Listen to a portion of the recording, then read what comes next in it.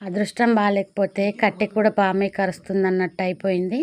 మా పెద్దబ్బాయి మా వారు జైత్యాల నుండి తిరిగి ఇంటికి రాంగా వీళ్ళ సైడ్ నుండి వీళ్ళు రాంగా కూడా వేరే ఒక అతనొచ్చి వీళ్ళని బండిని గుద్దిండు. బండి మీద నుండి ఇద్దరు పడ్డారు. పెద్దోడికి మోకాళ్ళు మోచేతులు వలిగినాయి. మా వారికైతే ఈ మోకాలు చిప్ప అనేది ఒక సైడ్కి జరిగింది. వెంటనే అక్కడ ఉన్న అందుబాటులో ఉన్న వాళ్ళు హాస్పిటల్ తీసుకోవడంతో ఈ మోకాలు చిప్పని సెట్ చేసి పట్టి కట్టారు. కాలు వాపొచ్చింది. 24 hours తర్వాత ఇంతకుముందే పట్టిప్పినాము చూద్దామని. ఈ పైన గాయం కన్నా లోపల గాయాలు బాగా తగిలినాయి. అసలు కొంచెం అదృష్టం బాగుంది, శివయ్య నా అందులో ఉన్నాడు అని సంతోషపడుతున్నా. ఎందుకంటే చిన్న వాటితోనే వేయింది. ఇవాళ రేపు చిన్న చిన్న యాక్సిడెంట్లు కూడా ఎంత ఘోరంగా జరుగుతున్నాయి. మస్తు అసలు నేను 24 hours నుండి మేమైతే మనుషులం కాలేదు.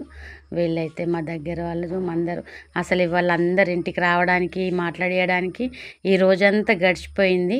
మామూలు బాధ కదండి. బండి మీద వెళ్ళంగా చాలా కేర్ఫుల్గా వెళ్ళండి ప్లీజ్.